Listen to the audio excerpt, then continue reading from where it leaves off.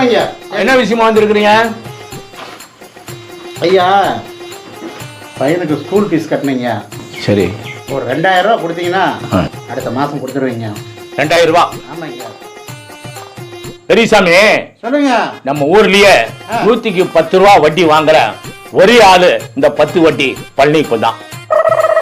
நாளைக்கு 11 மணிக்கு வந்து மறக்காம வாங்கிட்டு போங்க. சரிங்க. போயிட்டு வாங்க. சரிங்க. சந்தோஷம். போயிட்டு வாங்க. பெரியசாமி, ஒரு நிமிஷம். சொல்லுங்க. பெரியசாமி, இந்த நீதி, நேர்மை, நாணயம், நம்பிக்கை இதுதான் இந்த 10 வட்டி பழனிப்பனோட ஒரே கொள்கை. போயிட்டு வாங்க.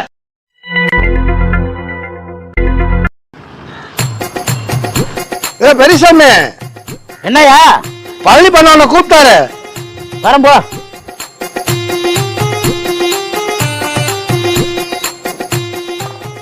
வா பெரியசாமி. வரேங்க. அப்படி நில்ல. என்னய்யா கூப்பிட்டீங்களா? பெரியசாமி, சொல்லுங்க. போன மாசம் 2000 ரூபாய் கேட்டு வந்தல? ஆமா. ஏன் அடுத்த நாள் வந்து வாங்கிட்டு போகல? ஐயா, எங்களுக்கு வேற ஒரு இடத்துல கிடைச்சிருச்சுங்க, அதனால நான் வரலைங்க. பெரியசாமி, நீ கேட்ட அடுத்த நாளே நான் பாரு பெரியசாமின்னு போட்டு அன்னைக்கே 2000 ரூபாய் உன் கணக்குல நோட்லயும் எழுதிட்டு பணம் பாரு 2000 ரூபாய் எடுத்து வச்சிட்டோம். ஒரு மாசம் 5 நாள் ஆகுது. ஆனா நீ வரவே இல்லை.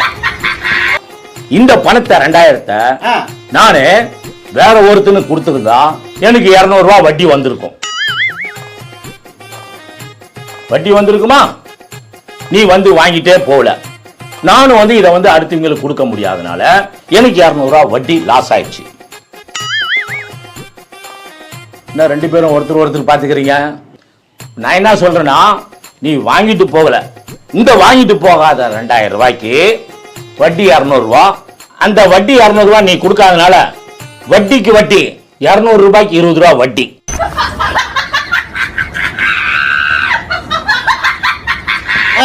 ஆக மொத்தம் 220 ரூபாய். இன்னைக்கு முடிஞ்சா இன்னைக்கு கொடு. இன்னைக்கு கொடுக்க முடியல அடுத்த வாரம் கொண்டாந்து கொடு. இப்ப கொடுக்கறியா இல்ல அடுத்த வாரம் கொண்டாந்து கொடுக்கறியா? பண்ணைப்பா, நீதி, நேர்மை, நியாயம், தர்மம்னு சொல்லிக்கிட்டு ஊரையே ஏமாத்திட்டு திரியிற. வாங்காத பணத்துக்கு வட்டிக்கு வட்டி, குட்டிக்கு குட்டி கேக்குற. என்னடா